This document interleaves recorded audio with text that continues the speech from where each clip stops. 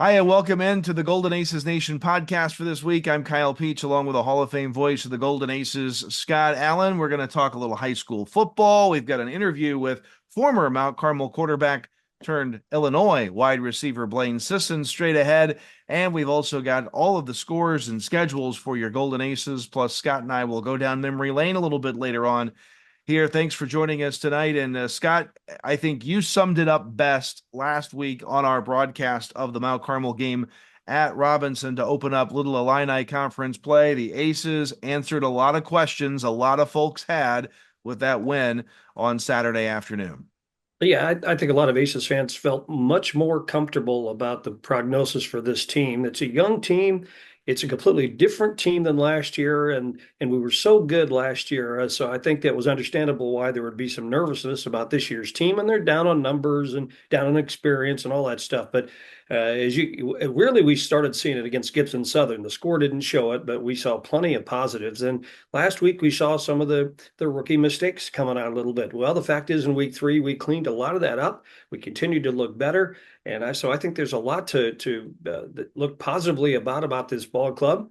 We haven't needed to throw the ball very much yet, and we may not much of this year, but we certainly are getting better on offense. The production efficiency is getting better. The way we run plays is getting better. We're beginning to expand out a little bit too. I noticed in our play calling. Of course, the coaches are busy installing an offense and more plays every week, so they're getting that together.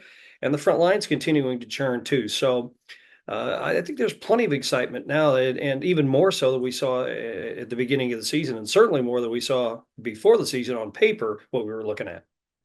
Yeah, and I would agree with that. You know, a lot of positives from that game. Mount Carmel, by I think our stats had what over 300 yards of offense, or about that point in total offense. So you know the yardage output was there. Elliot Acree was the workhorse of the Mount Carmel rushing game. Jackson Kling scored 2 touchdowns rushing. The Aces kind of ultimately at the end of the game, despite having so many players go both ways, really dominated the end of that ball game. It was a close game at halftime, and the Aces went away and kind of hid in the second half. I watched that ball game, and here I was. We talked up Jackson Kling and Tobias Fullup and Xander Bader. And you know what? I have a hunch at Elliot Acree. He's only a junior. He might be one of these kids that flying under the radar is not a good term, but he is so dependable and so consistent, and and he'll always throw up good numbers, good enough numbers, and all these little headline grabbers will steal the headlines for a day. But he's Mr. Reliable, and so I guess I need to pay attention to what we all, and probably we all do. Let's give Elliott his due. He's averaging 115 yards a game roughly. Now that puts him on a 1,000-yard pace for 9 games for the regular season, and then who knows how much more. So already I could see this starting to happen, and I'm as guilty of it as anybody. But Elliot Acree is the offense. He is the guy that makes it go, and we've got all kinds of little scat backs and people that can do this and do that. But Elliot Acree is the machine who keeps it going, and so he deserves his just dues. And I've got to try to remember to give him a little bit more that what he deserves anyway. We had Mount Carmel for 388 yards rushing on 62 carries, and Elliot Acree was just probably a carry or two shy of 200 yards Yeah. on his own in that ball game. So, and he's an underclassman too. We've got him for another year, which is exciting. And we say that about a lot of the Aces players that we're seeing on the roster this year. We're going to see most of these guys back again, and maybe even again. Yeah, I guess really with the exception of Fullup, everybody's coming back. We're going to be they're going to be talking us up next year, and some of the linemen are going to be back. Obviously, we got a freshman starting up front, so clearly that group will be intact as well. So as much as I want to look forward to 2025, 2024 is real exciting. And there's why is it that these years, the years when you aren't sure, you don't know, or you have trepidation about, why are these the most fascinating years for Mount Carmel? It's because we get to watch the kids develop from really, in some cases, ground zero in case of a freshman on the front line. And we know where they'll get eventually. They always do it in Mount Carmel, skill people, linemen, everything else. they figure it out as they go along. But the sooner they can find out, the better. We like to talk about there's always that 1 year for kids that they made the biggest jump during the off season. Is it your sophomore to junior year? Is it your junior to senior year? Some of these kids, it's already looking like it's going to be freshman to sophomore year, and I think that's wonderful. So that's one of the joys of Mount Carmel football is watching these kids develop, and especially at times like this when we have rarely been as young as this squad has, and rarely been as inexperienced as this squad has. In fact, this may be the most inexperienced squad in terms of returning starters that I think I've seen in 49 years of covering football, 45 in Mount Carmel. So to watch this team progress now will just be exhilarating to watch, and these kids are well on the way to doing that. You talk about the freshmen, and we botched the call. I was wrong on helping you out with who got an interception in that ball game, but River Dasher, a freshman, picked up his first varsity interception.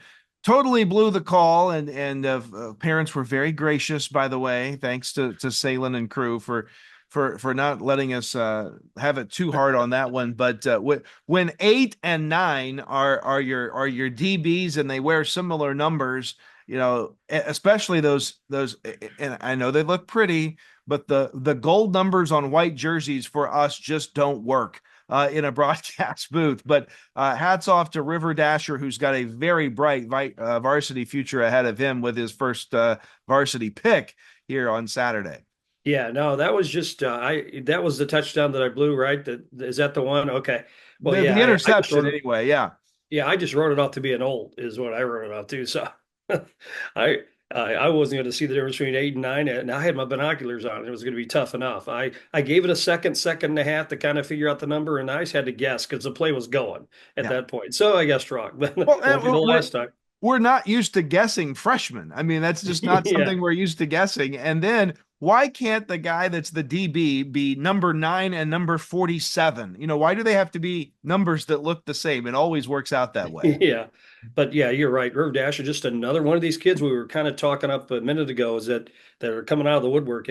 But again, this is going to prove to be a year where we've got more than a normal amount of really young kids beginning to assert themselves. And that's because they have to. We don't have anybody else. We're a very shallow team depth wise too, because of our numbers. But it's just a golden opportunity for these kids. I mean, to tell you, Mount Carmel football in the next 2 or 3 years based on this is going to be stronger than it's been in a while if we get any more development on some of these kids. I mean, look at this. The River Dashers of the world already making headlines as freshmen. Wait till he's a senior. Holy mackerel. How about another youngster in Cole Carmichael who stepped Yeah. up and kind of addressed one of the biggest things that was kind of glaring to us going into the start of conference play, the punting game. He stepped up and delivered his first punt of the year, kind of taking over that role from Shane Metter and did a great job too. Boy, didn't he now? And what a lonely job. You're the guy back there. Everybody's coming in to murder you, and you've got to get a kickoff. And yet you're kind of new at the game. You got to make sure you handle that long snap and then do everything else associated with not only get the ball off the right side of the foot and do a variety of things. And then let's don't even ask him to pin it in the inside the 10 or the 5. Let's don't get the cart ahead of the horse. Let's just to make sure he can deliver the fundamentals of it. But well, yeah, what a gutsy kid to be able to stand back there by yourself and deal with all that pressure. Well, and credit Mount Carmel's defense too, Scott, because this was a team that, we had some mistakes in the Effingham game that probably cost us the difference in the game, as we kind of alluded to in our broadcast. But this defense this time around, 2 interceptions, 3 fumbles forced, 2 recovered. We forced 4 turnovers defensively and didn't turn it over once ourselves. Boy, it was really fun to watch. This is a Robinson team that scored 30 points on Effingham, which you can argue about. Well, we should have had more points, and yeah, we probably should have. But let's be honest, that was more points than we had against Effingham. So I mean, look at what we pulled off, and our defense was simply outstanding. 2 picks and what the 2 fumble recoveries that we got. So 4 turnovers in one game. So and against a team that loves to throw the football. So teams that like to throw the football probably like to practice throwing the football. So that should make them pretty formidable. And we just ate them up. And we put a lot of pressure on the kid and everything else. So, we did a lot better job against them in terms of what they can do on offense than Effingham did. So credit our defense for that. Our young kids, there they are, another young bunch, because they're all playing two ways, or at least eight of them are, or some number like that. So again, give our defense as much credit as the offense deserves for the way they performed this week. Great job for the Aces coming away Yeah. with the win over Robinson 44-13 on opening night. Michael Brewer talked with us post-game. Here were his comments. You know, we had a couple of things early on in the first half. We had to let a guy get behind us, which is something we had talked about prior, you know, that was gonna be a key for the game. You know, thankfully it was just the one time, so that was a positive. The defense really did an excellent job from that point forward. Offensively, you know, I thought we did a good job. Just in the first half, the way we're playing, if there's not a bunch of explosives, we got to be okay with that and be patient.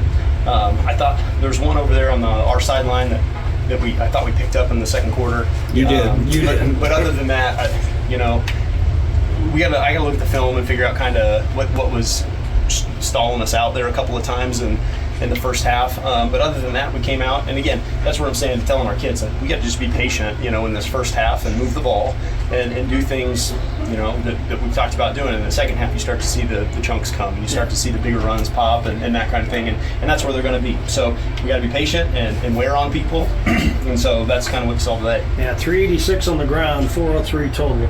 You only needed 17 yards in the air, and if you can't get stopped on the ground, you just keep on them. But what a job on your defense as well. Yeah, like I said, two picks and yep. After that one that got behind us, I thought we really did a nice job. So, you know, Shane almost had one right there before the half too. We covered a couple fumbles, so you know, we just got to keep coming and being relentless. Today was about keeping people in front of us. You know, you saw us playing with only the one linebacker in the box for most of the day.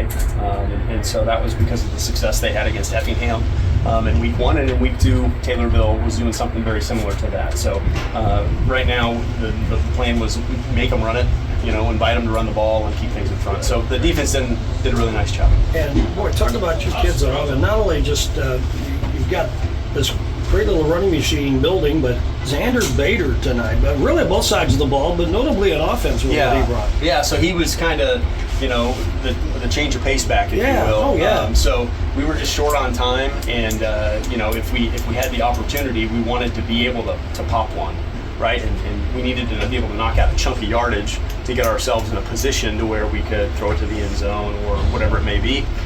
So we did an excellent job getting out of bounds. They just executed really, really well, and Xander was the first 3 quarters of that drive that made that go. He did an excellent job, and so I think you know, you have another guy in the fullback rotation now. So here we go, 44-13 to the final. You get the win, and now we look forward to Newton next week at home. Yeah. So looking forward to being back at home for sure, and so. It'll be an interesting week with a little bit of, you know, this was a physical ball game for sure. And so we'll figure out how to get our kids a break and still prepare and be ready to go on a little bit shorter week. It was 94 degrees through much of the game. I know. Who would have thought that? Well, you know, we were expecting rain all week, right? Yeah. So we were expecting it to be wet all day and raining on us. And so, so we have to get back to Friday nights until come playoff time, maybe. Yeah, but your guys adjusted, you know, these young kids that you've got to deal with, and boy, so we held up pretty well. So that was good as well. All right, Coach. Congratulations on the win. Appreciate it. Thanks, Scott. Appreciate Thank it. you.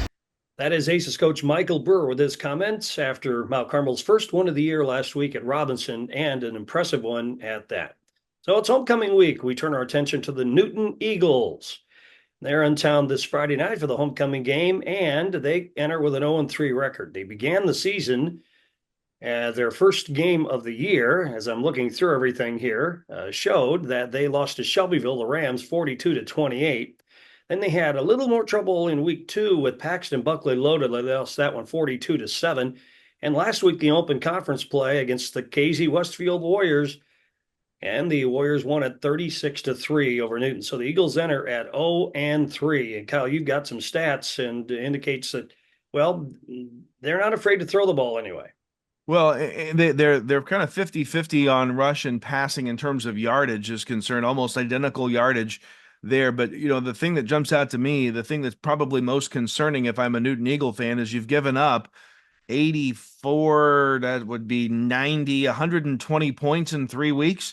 You're averaging close to 40 points given away by your defense every week. And the last 2 weeks, they've scored a combined total of 10 points, 1 touchdown over the last 2 weeks. So this is a Newton team that doesn't seem to find the end zone all that much.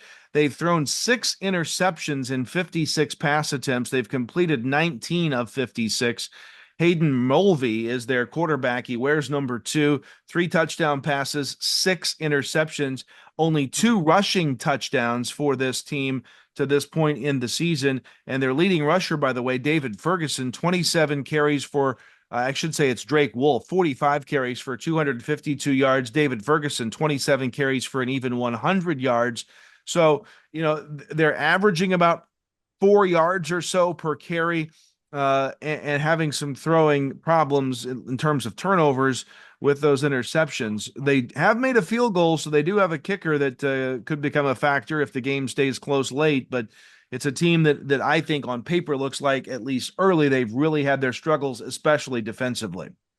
Well, it sounds like they work around the one kid that has the yardage. And really, when you look at him, 42 carries for 256, that's about 6 yards a carry. So he's averaging a little bit more than L.A. Acre is on the ground. So he'll have to be topic A for the Aces on defense anyway. They got to slow him down.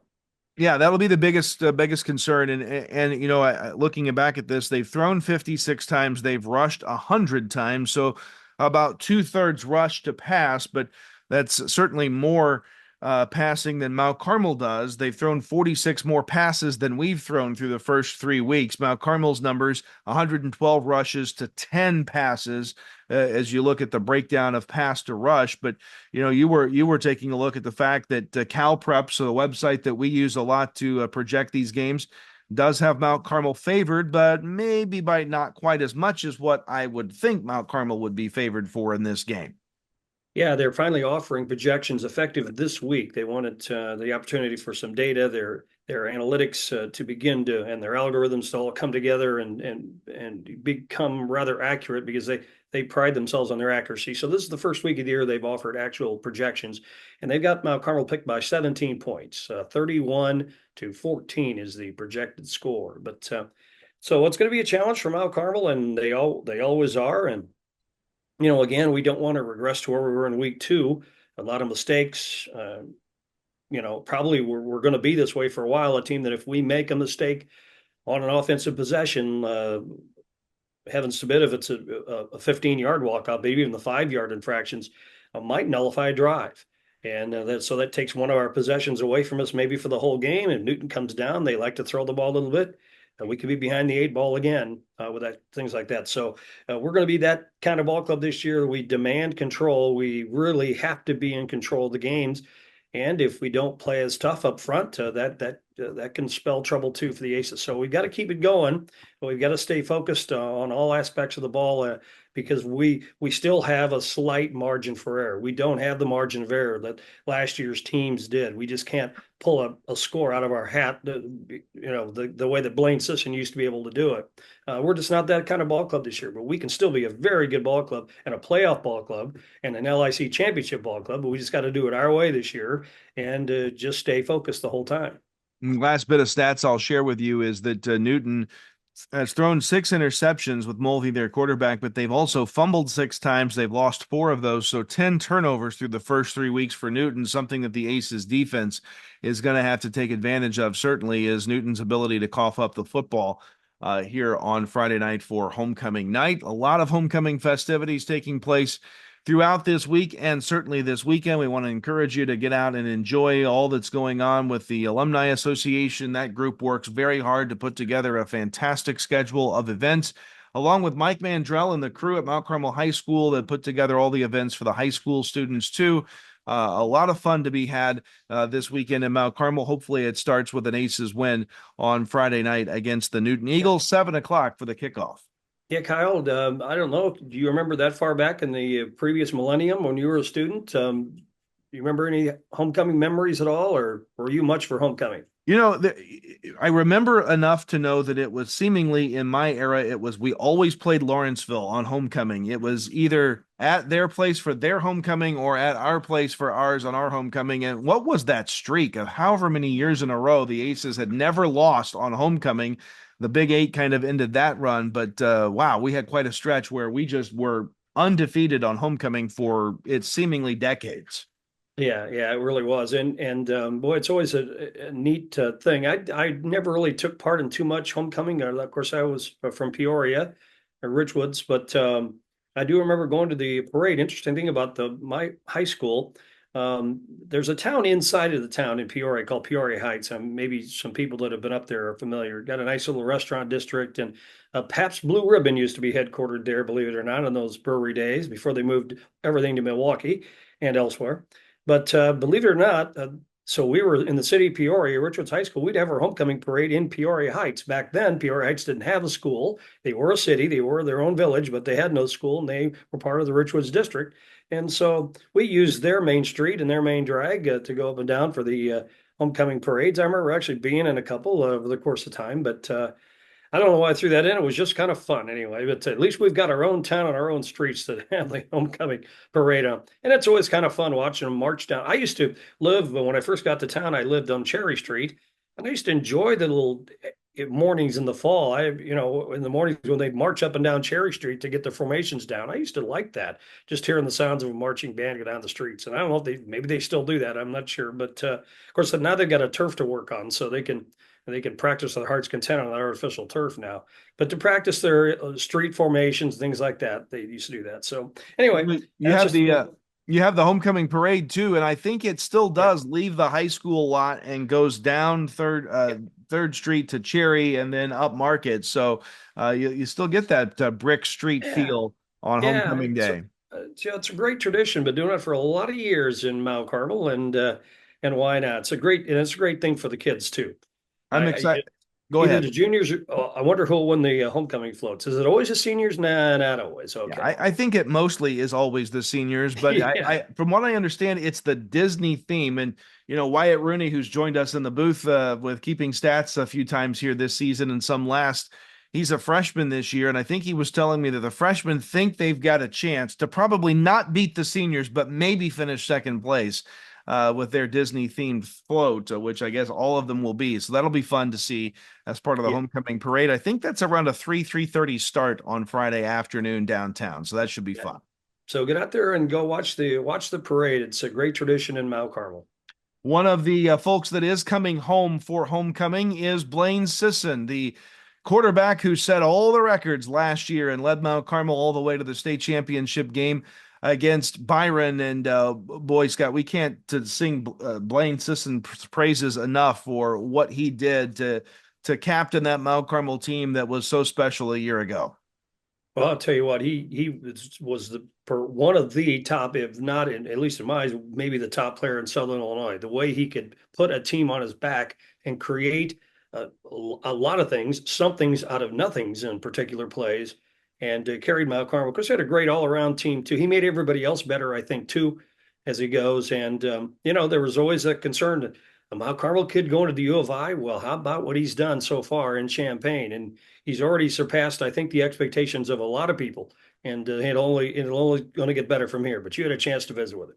Yeah, chance to talk with him earlier today. Always willing to come on and talk with us, which we appreciate. We talked to Blain earlier, talked about a lot of different things. I think you're going to enjoy this interview. We talk about everything from the decision to switch his commitment from SIU early on to University of Illinois, to how things are going in Champaign, to athletes' mental health, something that he has been very outspoken on, even from his time at Mount Carmel High School, his memories of MCHS, and his time at U of I. Dogs barking in the background too. They're excited to hear Blain as well here at home. Here is that interview from earlier today with former Aces quarterback turned Illinois wide receiver freshman Blayne Sisson. Pleased now to be joined with former Golden Aces all-around athlete Blayne Sisson, now on the football team at the University of Illinois. Blain, thanks for taking time to be with us today. Of course. Hey, so catch Aces fans up on all things Blayne Sisson at this point. How's college life? How's life as a member of the Fighting Illini football team? What's going on in your world these days?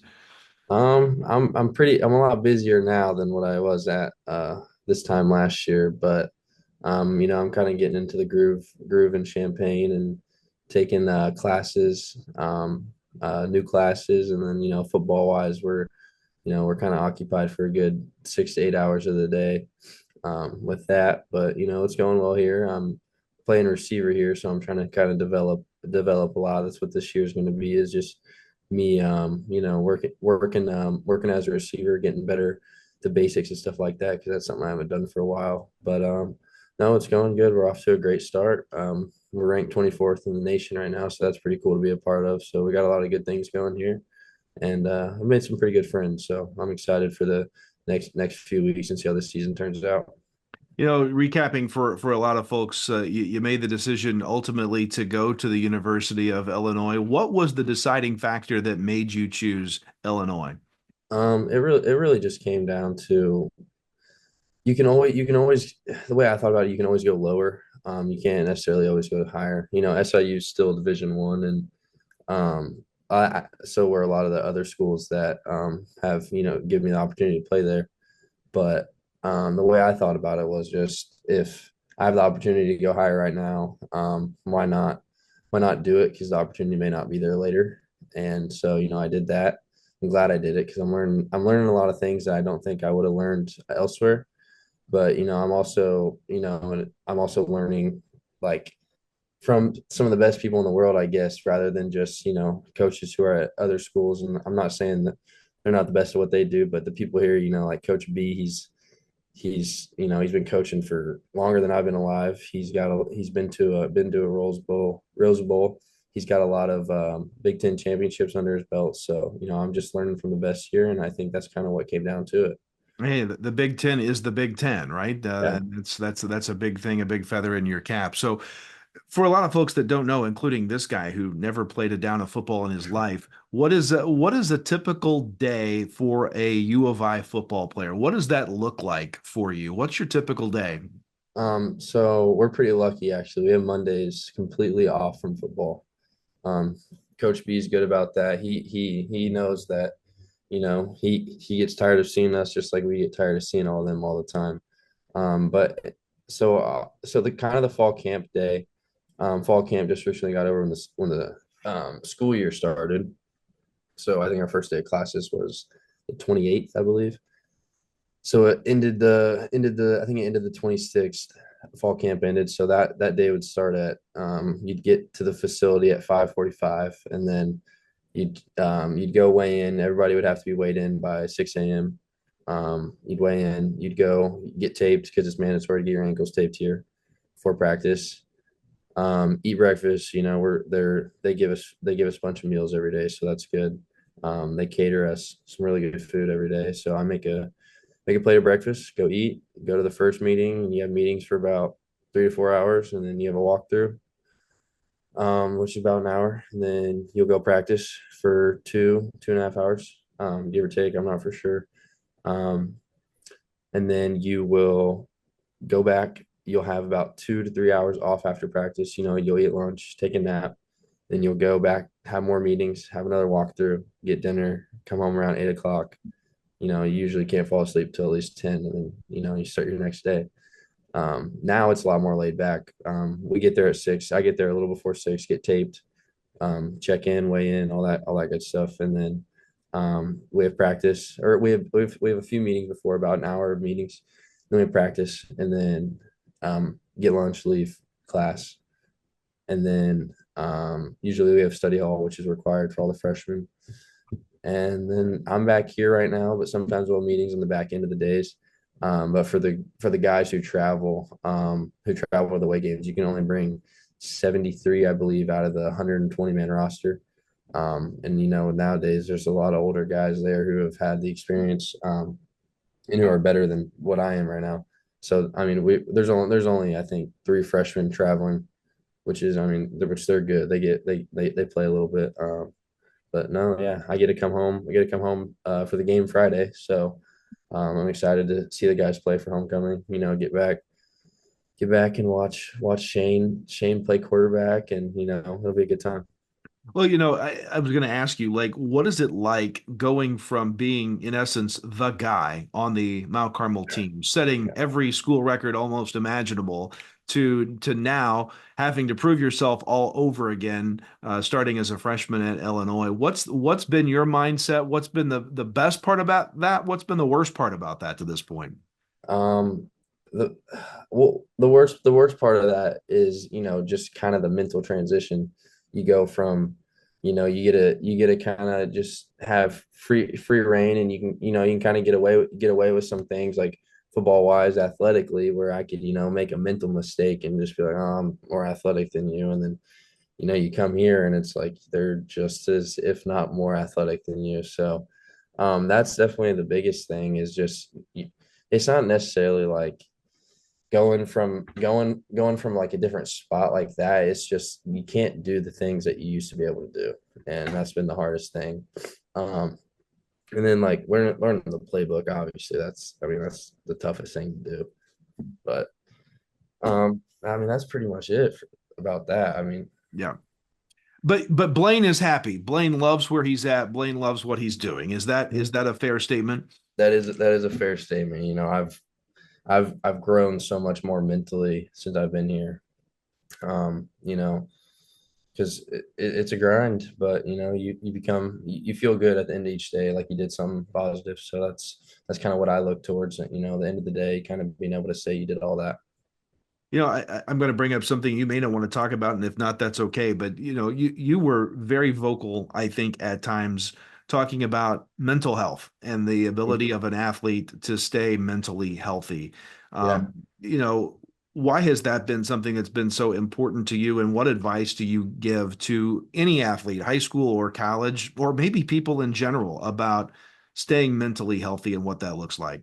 Yeah, yeah, no, it's funny you bring this up because, I've kind of had it on my list to message Shane, and, kind of talk to him about that. I'll probably just talk to him in person. But it's people don't really understand, how big of a role that is, especially when, heck, every time I've been on Facebook here lately, it's something about our football team. It's not necessarily always positive, and that's tough.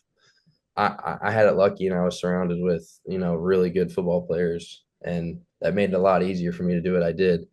And they're a talented group this year, but they're not as talented as the years before, and that's kind of what's the I guess the bad thing for them. And that's what I've been meaning to talk to Shane about is, that's gonna be hard hearing that about your team, especially when you're the leader and you're the guy they go to.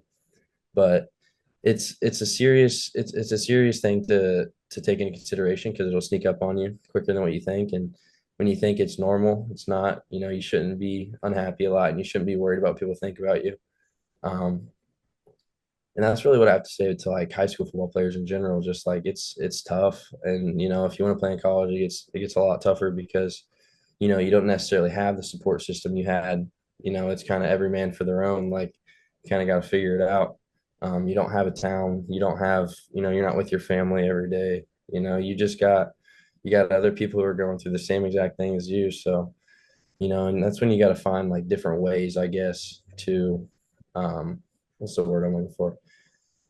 Different ways to like, make yourself happy outside of sports is what I would say. You got to find things you like to do, people you like to be around with.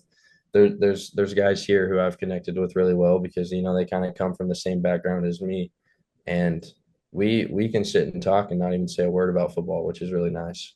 Yeah, I got to take that break, obviously, from the grind, so to speak. Fondest memory of your time with a Golden Aces helmet on. What's your favorite memory, best part about your career as a Golden Aces football player? Oh, there's a lot.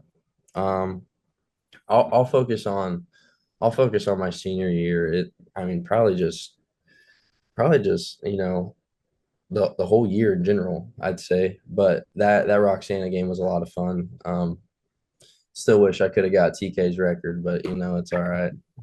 He still got that on me. One Uh, more play. We were one play one away. more, Yeah. one more.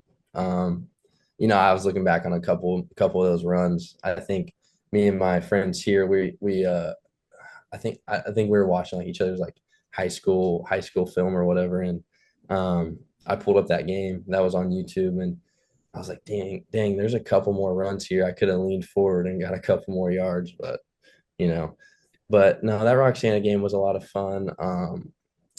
Obviously beating Unity, that felt really good. That whole like playoffs is just kind of a blur to me because it just ran together, and it was so much fun every week. Like, going from Benton beating Benton again, it's always good beating them.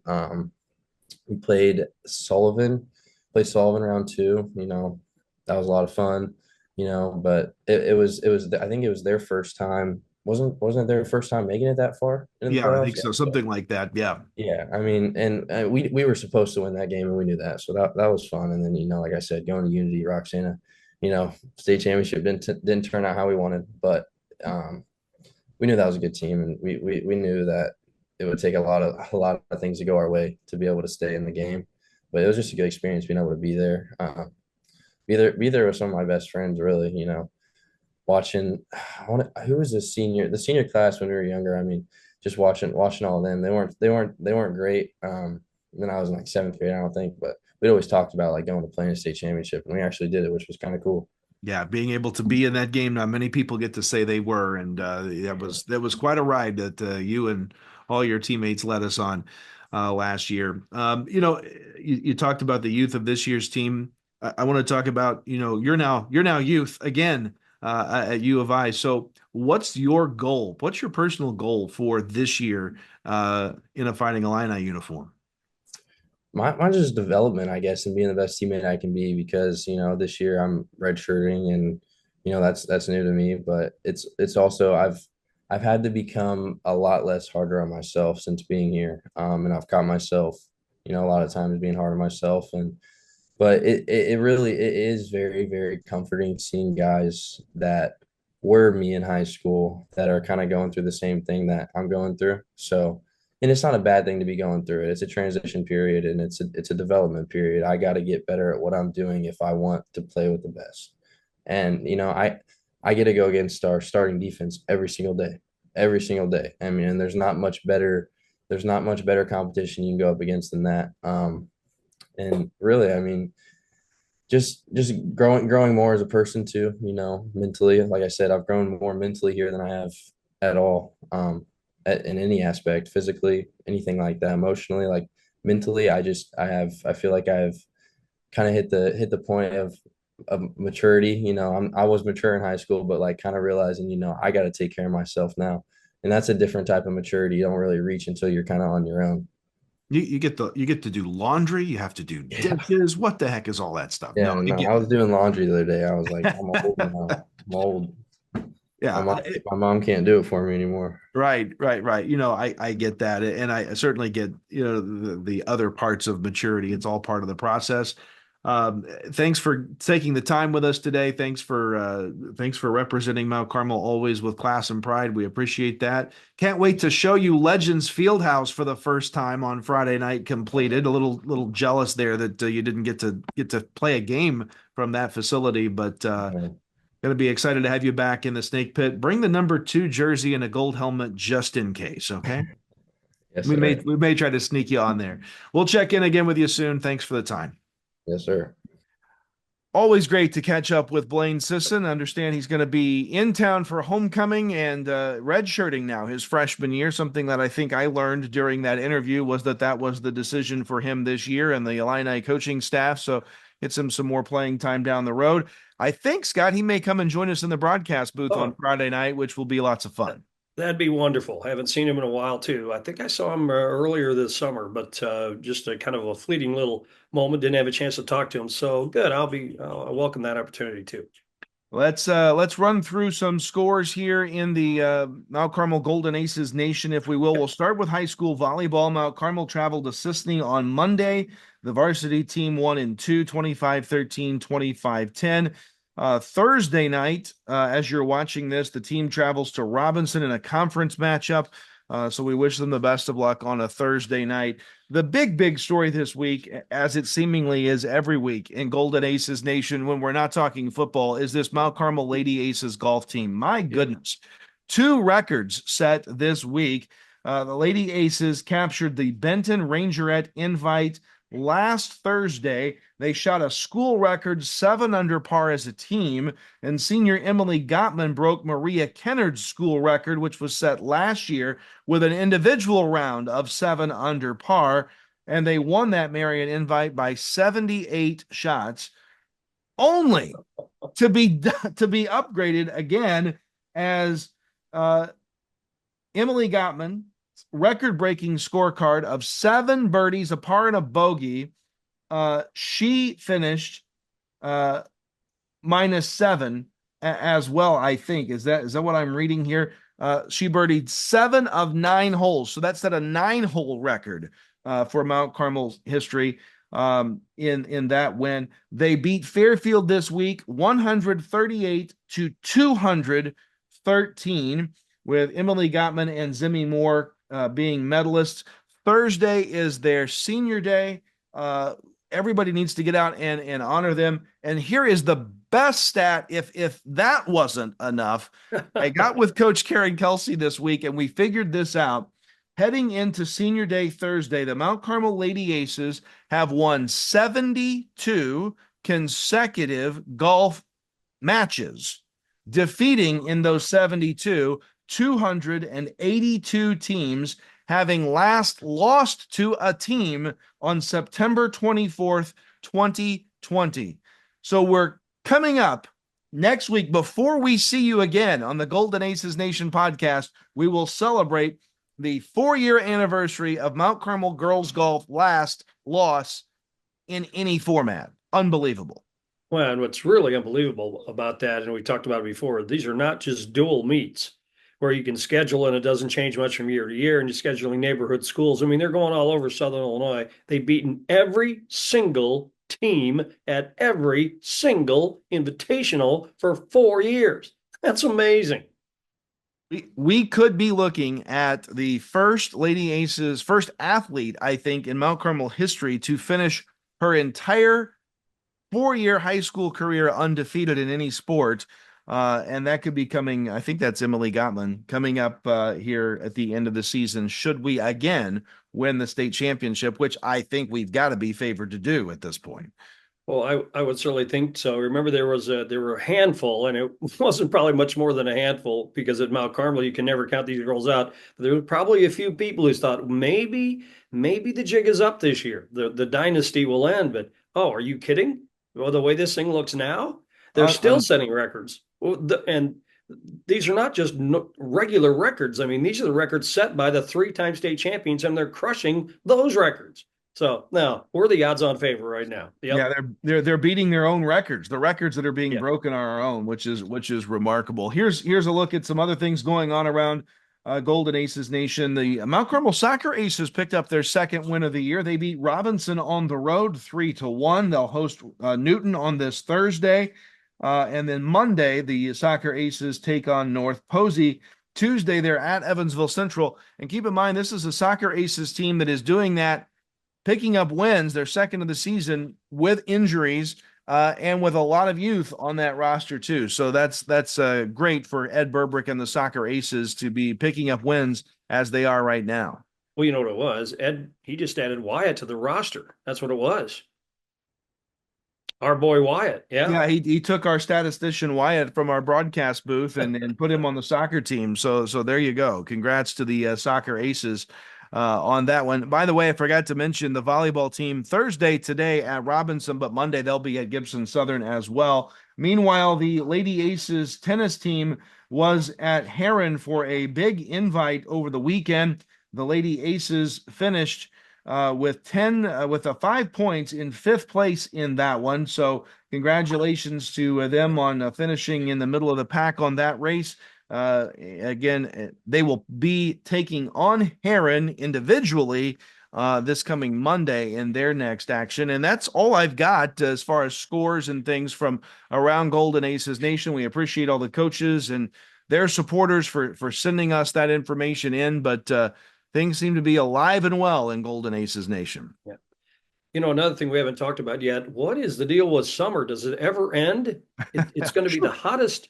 It's been in a week plus on Thursday and Friday game days, of course. Now it looks like the end is in sight, perhaps next week anyway, starting about on Sunday, but 94, 95, it still is going to be sweltering. The earliest projection for the 7 o'clock kickoff temperature on Friday, I saw 82. So maybe it'll cool down that much. We'll see. Yeah, 82 seems like a bold prediction at this point, but you and I have been in hoodies by mid-September in years past, but it doesn't seem to be the case here this year. Speaking of years past, I want to transition and go to my favorite point of our show every week, and that is talking a little history. This is one of my favorite things to talk about with you, and that is to start to identify, and I know that the answer is you're never going to rank players, right? You're never going to rank athletes as far as the best you've ever seen, but pound for pound, the best athlete you have seen at Mount Carmel High School, what does that list look like? Oh, pound for pound, all sports, all genders, right? Everything, Okay. everything's on the table. I know what my number one is. That's easy, but I don't know about you. Well, I would think if I was really pressed, and that the greatest athlete probably pound for pound would be Tyra Buss. Yeah, Mine too. Yeah. yeah.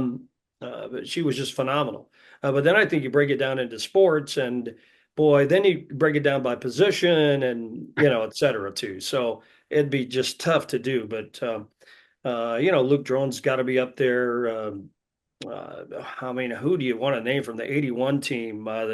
There's defensive players. We'll talk about Dylan Farmer on defense. The way he really manhandled Greenville, I think, in 2013, and Brady Huber, their fine quarterback. I will say that I do like to talk about this. I think of all the postseason football teams for the Aces, I think the toughest run for all of them, all the playoff teams, might have been the 2013 team, because every one of those games was against an all-state, and in some cases, a couple of cases, an all-American quarterback. Every single playoff game. And then at the end, that was the year we went up against Don Beebe's team, the Aurora Catholic team.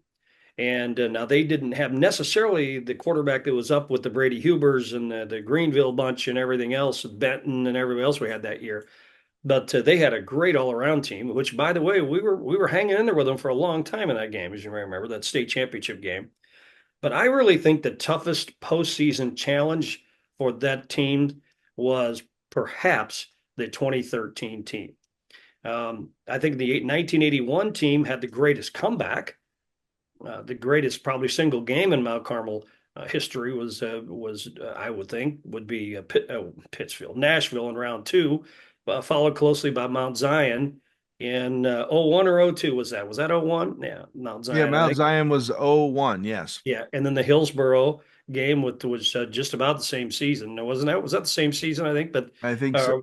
Maybe 02. Maybe that was 02, yeah. So those three would be probably the greatest comebacks. Scott, I know another favorite moment was talking to you earlier was the 1986 Mount Carmel football team, right, against Fairfield? Yeah, to me that might be the biggest instant game comeback we had. Fairfield was very good in the 80s and the 90s, probably even more so in the 90s, but they were really building the program up, and they thought they were something. They thought they'd beaten Mount Carmel in the Snake Pit. First time it would have been in more than 2 decades. It was their game to win. They probably had the better team on that night for almost the entire game. They led 7-6. Mount Carmel forced Fairfield to punt. The Aces took over and absorbed a penalty. And to make a long story short, we're inside the final minute of the game. And Hot Dog Dardine and teamed with Mike Ewald for a 42-yard pass play that for a touchdown with under a minute to go, and we pulled that thing out. And and we just broke Fairfield's spirit. They could do nothing after that with the little time they had left, but they were probably the better club on the field that night. and we just broke their back. I still remember that because later on in that year, Fairfield also blew a lead against Olney. And I remember being in the locker room after the game. I used to cover everything that moved. And if we weren't playing on Friday, I was somewhere else. And Fairfield also choked away a game in '86 against Olney late in the year. And I remember being in the locker room after the game, and it was I forgot who the coach was now. But anyway, he kicked me out of the locker room. That's the only locker room I've ever been kicked out of because he knew I was from Mount Carmel and he knew I was asking that tough question. Well, you blew one game. How's this one compare? I don't know how. I'm sure I didn't say it quite that directly, but it was bad enough. He kicked me out of the locker room. I never got a comment from him. So it was not Bob Hatfield, by the way. It was whoever the previous coach was. So I always remembered that from that angle as the only locker room I've ever been kicked out of, believe it or not. So Don't you know you're supposed to ask the easy questions first, so at least you have some soundbite on tape you can use, and then if you get kicked out for a bad question, so what? But yeah. That's funny. Well, we used to do a lengthy 10-minute sports show in the morning, and I'm sure I brought up the fact that I got kicked out of the locker room. Because if a subject of the tape wouldn't talk to me, I would usually say that on the air, refuse comment or whatever. I was just being straightforward. And I'm sure I said, well, because your reporter got kicked out of the locker room. So, but that was a true story from 1986, and what happened first of all with the Dardine miracle, and then later on down later in the year. But that probably is the biggest sudden turnaround in a game I've ever seen because it came at the last minute, and we were beaten dead to rights that night. It's kind of funny, Scott. We saw just a couple of years ago, 2022, Olney, when we played Olney up at their place, they brought back the 1982 team as an anniversary year to celebrate their win over Mount Carmel. By the way, Olney's last win over the Aces back in 1982. And just happened to see, as you brought up this story about the Fairfield, they're bringing back their 94 North Egypt Conference Championship team to celebrate that milestone anniversary, 30 years in the making, where they beat Mount Carmel en route to winning the conference championship 32-20 in 1994. Mount Carmel has only lost to Fairfield twice.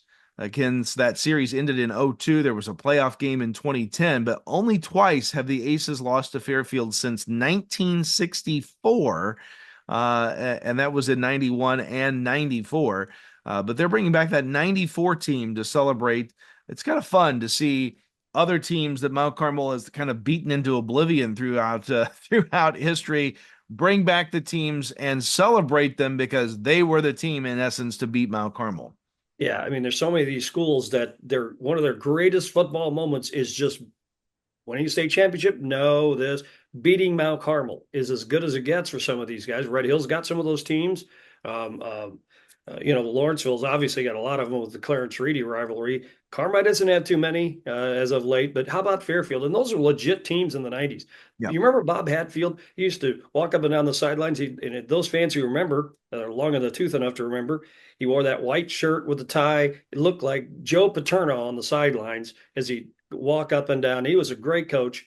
And Fairfield had really good athletes in the early 90s. Remember, they had a basketball team. Larry Odom took over and played excellent defense. They won the NEC title in the 90s as well, too. So they had some good kids in Lawrenceville. We saw them later on in the 2010s with their latest football bunch that came out, and they've been very good in basketball, too. So Fairfield, man, when they spike high with their talent level, they certainly do. And I will say that one night in 1986, they had us dead to rights. And really the years they beat us in 91 and 94, those were legit wins by Fairfield. And I think it's funny too, Scott. I think it was Fairfield. I don't want to put things in the wrong perspective, but Mount Carmel, after closing the door on the North Egypt Conference, when in essence we got kicked out, maybe it was Red Hill. Actually, I don't remember. I one of the two. It was Fairfield or Red Hill, but nonetheless, Mount Carmel put out a shirt that kind of recapped the fact it was a sweatshirt that they did every year, and they had all of the North Egypt Conference championships listed. Mount Carmel had won, and I don't know. Do you remember that number? How many? Yeah, well, it was a Bill Evans shirt.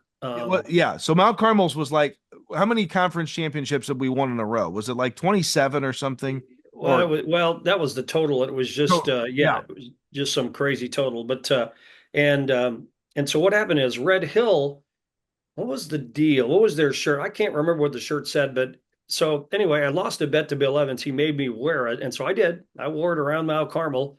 That documented all the Red Hill success, and they finally beat Mount Carmel. Well, and they beat John Hart's teams.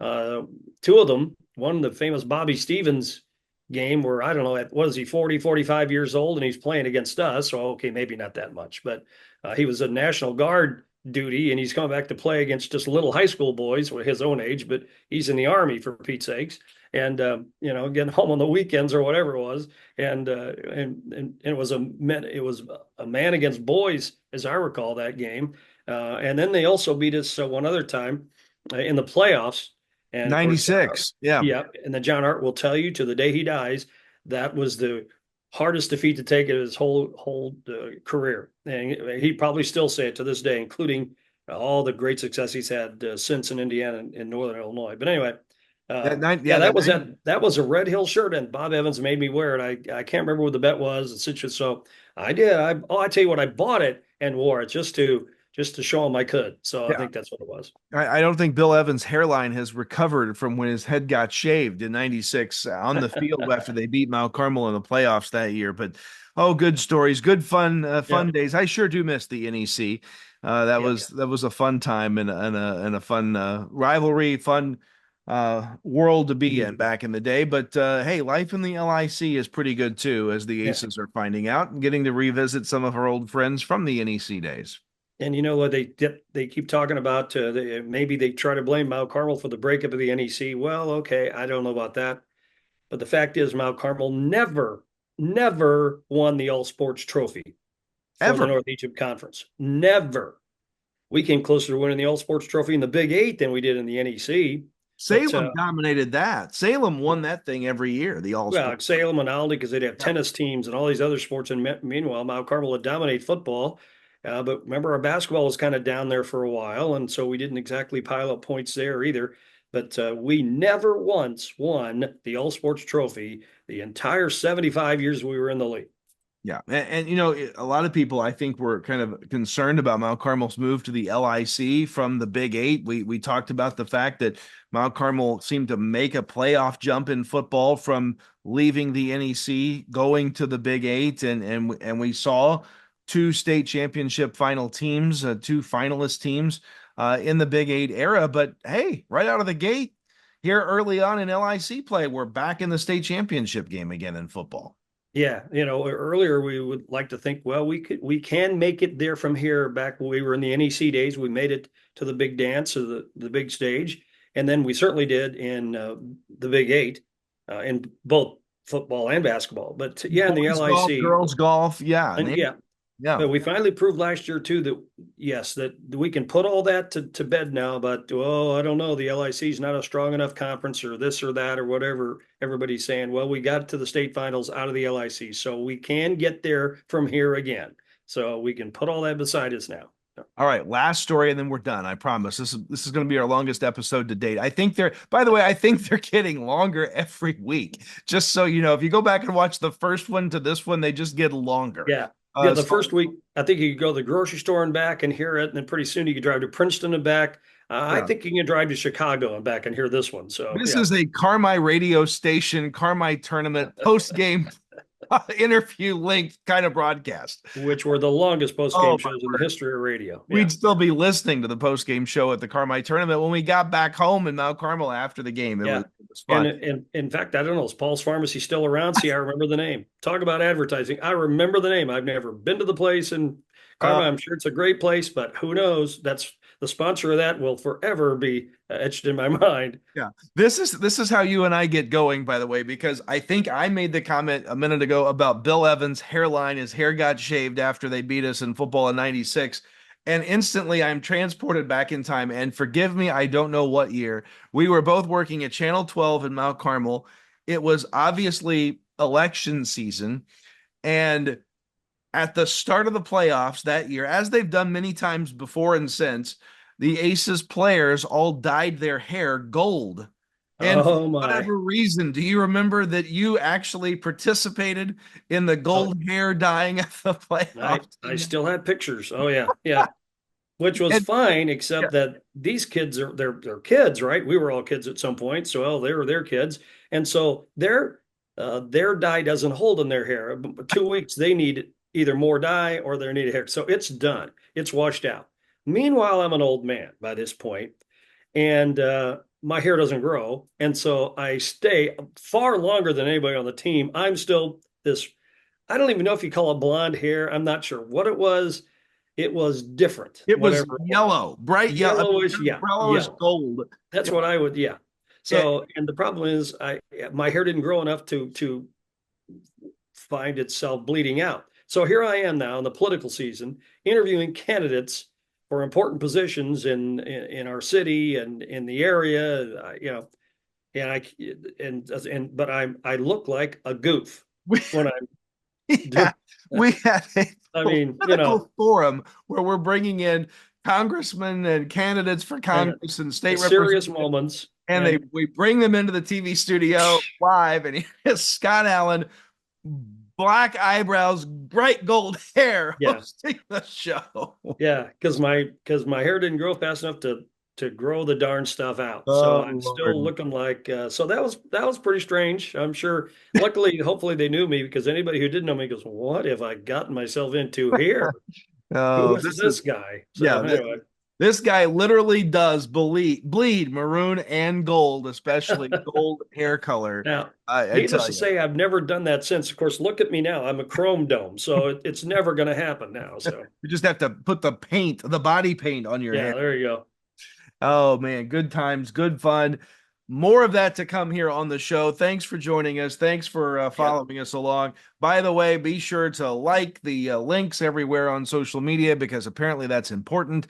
Hit subscribe on YouTube, share the links with your friends. And by the way, we're not bashful. If your business would love to sponsor the podcast, let us know. We'll gladly put your logos everywhere, take commercial breaks, whatever it takes.